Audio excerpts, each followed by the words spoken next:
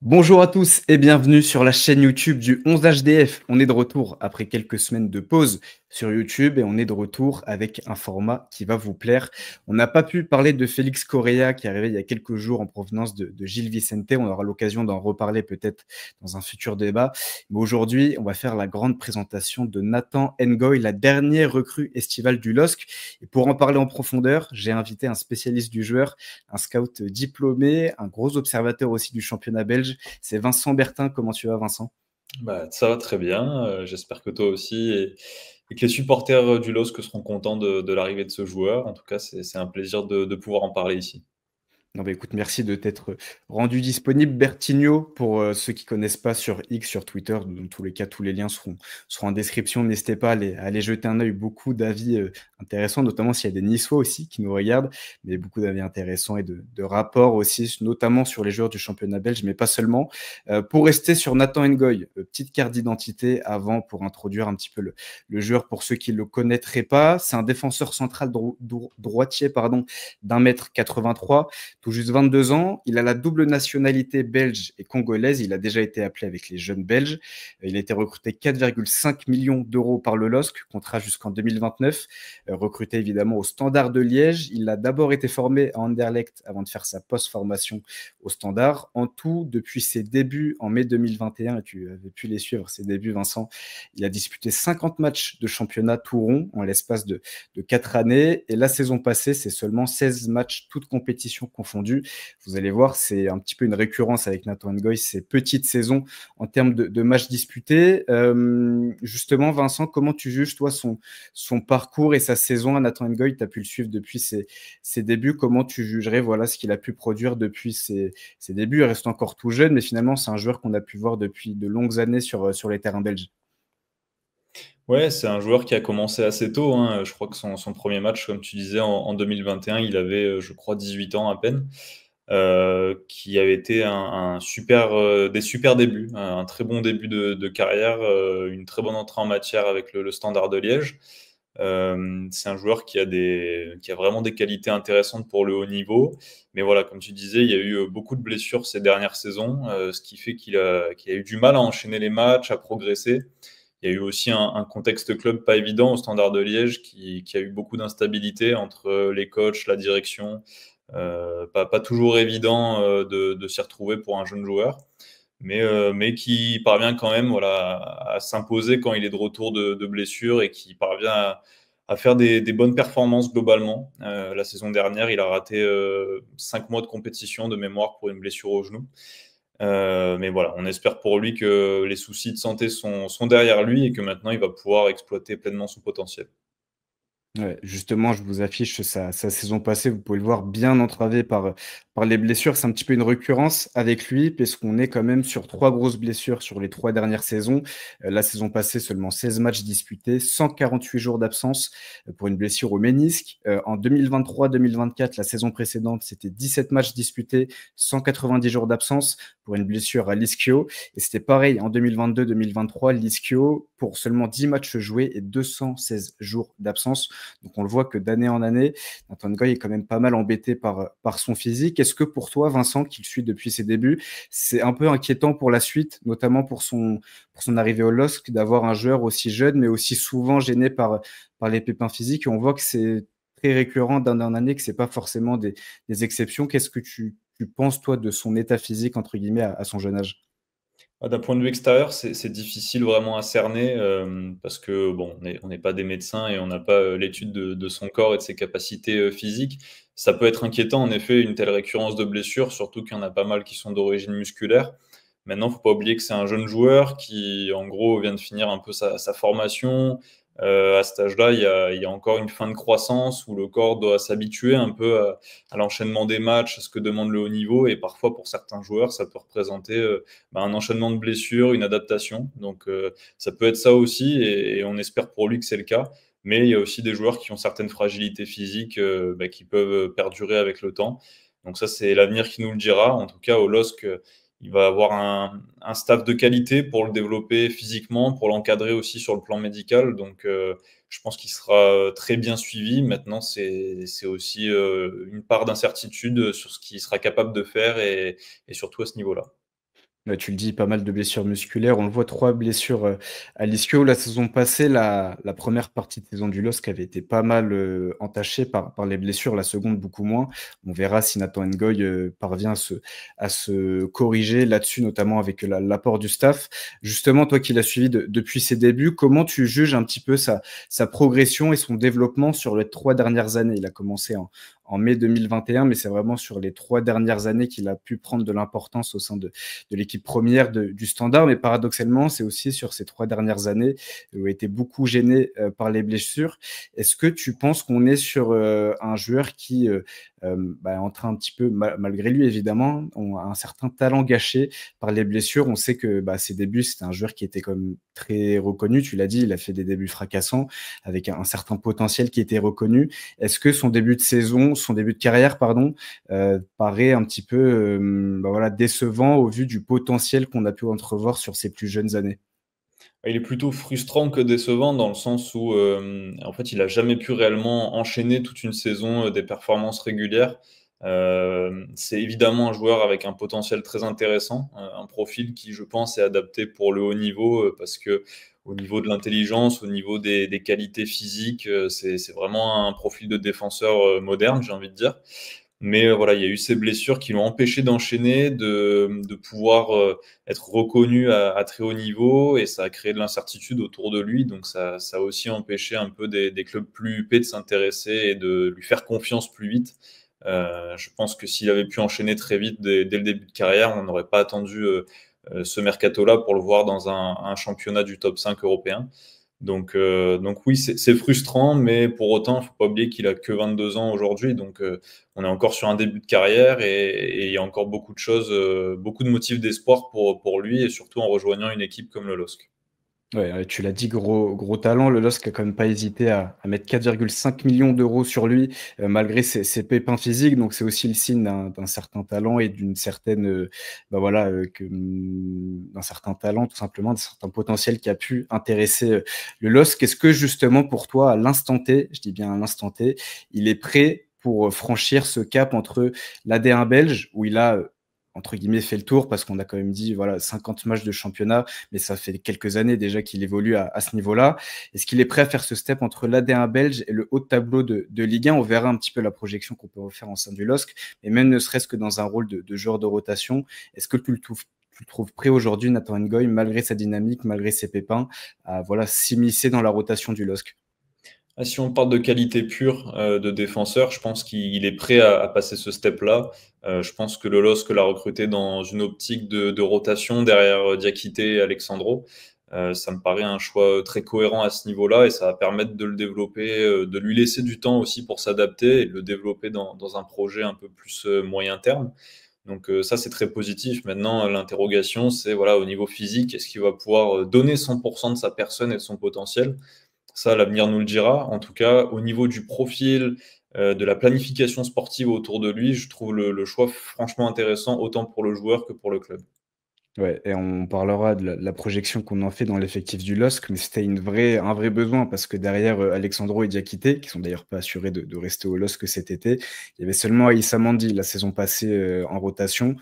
Ça fait un petit peu léger pour un club qui joue l'Europe d'avoir 3 joueurs seulement pour 2 postes. Justement, tu parlais du profil, on va rentrer en détail dans ce profil de Nathan Ngoy. Je vous affiche à l'écran, le graphe, le radar qu'ont pu faire nos amis de Data Scout. Je vous invite à aller voir leur nouveau site qui est très qualitatif, qui était passé pour nous présenter Marius Broholm. Et je vous affiche donc ce radar. On voit défenseur entre guillemets un petit peu inégal parce qu'il a un profil très moderne qui apporte notamment beaucoup en phase de construction. Il est caractérisé comme un défenseur relanceur. Du peu que j'ai vu, tu me corriges si j'ai faux, Vincent, je dirais même plus défenseur constructeur qui apporte plus par les projections avec le ballon plutôt que par la passe où il peut avoir peut-être un petit peu plus de limites que par la course. Mais toi, comment tu nous présenterais ce profil un petit peu atypique, entre guillemets? On l'a dit, seulement 1,83 m, c'est assez petit pour un défenseur central. Et on le voit sur ce radar, beaucoup d'apports par la course. Comment tu présenterais Nathan Ngoy? Quel type de défenseur il est selon toi? Alors pour moi, c'est un mix entre un défenseur de couverture et on va dire, relanceur, mais dans le sens fixateur. Je vais m'expliquer. Au niveau de la couverture, c'est un joueur qui a une très bonne lecture des situations, qui est capable de jouer et de couvrir les espaces dans la largeur et la profondeur. D'ailleurs, le point intéressant aussi, c'est qu'il est assez polyvalent parce qu'il a déjà joué défenseur axial gauche ou défenseur axial droit, bien qu'il soit droitier. Donc voilà, c'est un joueur qui a une vraie capacité aussi par sa mobilité à venir couvrir de larges zones dans la largeur et la profondeur. Donc ça, c'est vraiment un point important, je pense, parce que le LOSC sera amené à jouer haut en Ligue 1. Il y a beaucoup de transitions rapides aussi, donc c'est important d'avoir un joueur capable de gérer ces situations-là. Et puis avec le ballon, il a un excellent jeu long. Je trouve qu'il a une vraie capacité à aller chercher des ouvertures dans le dos de la défense. C'est souvent bien dosé et bien orienté. Par contre, au niveau de la relance par la passe au sol, c'est un joueur qui va venir souvent fixer la première ligne de défense adverse, mais qui va pas forcément tout le temps aller chercher des progressions par le dribble ou même par la passe. Il se contente vraiment de venir fixer cette première ligne de défense pour après chercher un premier décalage de manière latérale. Mais voilà, c'est pas un joueur qui va faire énormément de passes cassantes dans le cœur du jeu ou qui va venir percer des 2-3 lignes en portant le ballon. C'est plus voilà, ce rôle de fixateur de défense adverse. Donc, c'est pour ça que j'aime bien le qualifier entre défenseur de couverture et relanceur. Mais voilà, en tout cas, c'est pas un pur relanceur comme on peut l'imaginer au vu des statistiques. Ouais, justement, avec Alexandro et Diakité, qui sont les 2 titulaires au poste, on a 2 défenseurs qui sont plutôt caractérisés relanceurs, en tout cas dans leur rapport offensif. Comment toi tu comparais Nathan Ngoy à ces 2-là? Est-ce que tu trouves qu'il y a une ressemblance entre Nathan Ngoy et l'un des 2, voire les 2, voire aucun? Comment tu ferais l'outil de comparaison? Parce qu'on sait qu'à terme, Nathan Ngoy peut aussi être amené à succéder à l'un des 2. Comment tu les comparerais? Je pense que physiquement, il y a des petites similitudes dans la mobilité surtout. Je pense que Diakité, Alexandro et Ngoy sont des défenseurs qui sont assez mobiles, qui n'hésitent pas à venir justement dézonner un peu dans la largeur, même sortir un petit peu sur le porteur quand il faut. Pour autant, Ngoy, je pense qu'il est un petit peu plus petit en termes de taille, un peu moins puissant aussi en général que Diakité et Alexandro. Mais bon, ça reste un jeune joueur hein, qui est encore à développer.